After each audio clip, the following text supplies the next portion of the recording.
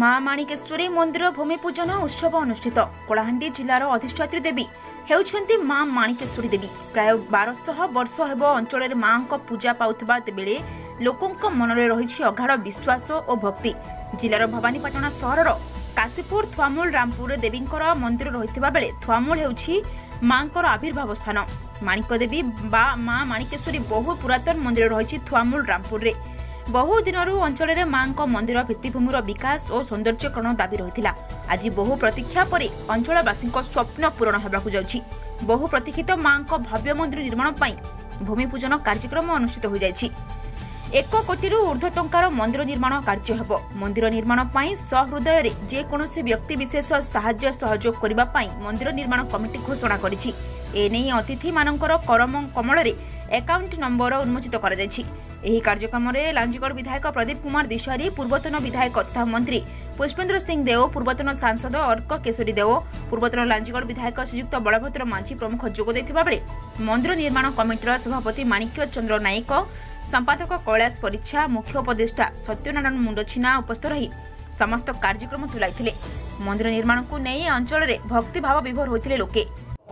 माँ स्थापनटा 1000 कि 1200 वर्ष है बुझे।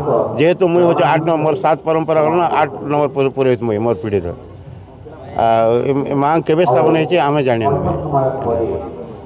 तो आज हूँ माघ मास शुक्ल पक्ष दशमी सोमवार माँ भव्य मंदिर भित्ति स्थापन हम।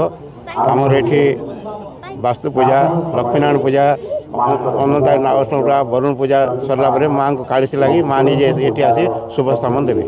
माँ माणिकेश्वरी सारा कलाहांडी थुआमूल रामपुर उत्पत्ति स्थल। आज ये जो भित्ति स्थापन होती गोटे भव्य मंदिर तैयारी यहाँ समस्त थुआमूल रामपुरवासी आशा आकांक्षा निहाती भाव में यहाँ पूरण हो। समस्ते शतप्रति भाव में दान देवाई बाहरी ये केमती भव्य मंदिर पारे आपण देखिथे। ये जो जराजीर्ण मंदिर अच्छी समस्त को यह दुख लगुच। यहाँ जदिव आम देवोत्तर विभाग अच्छी तथापि यार मेन्टेनेंस ठीक भाव में हो पारे।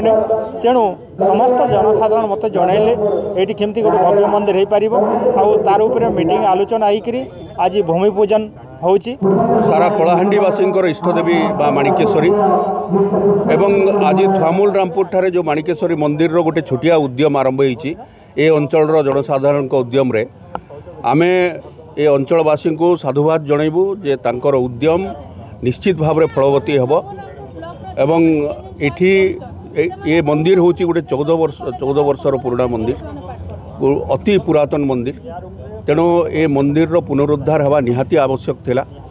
एवं विभिन्न समय जितेबाला मु गस्त करिछि ए मंदिर विषय रे बहुत थर आलोचना करा जाइछि। एवं आज से सुवर्ण सुजोग जे आज मंदिर रो शुभ दिया जिवो। कलाहांडी जिला प्रतिनिधि जगन्नाथ नायक रिपोर्ट, एके न्यूज।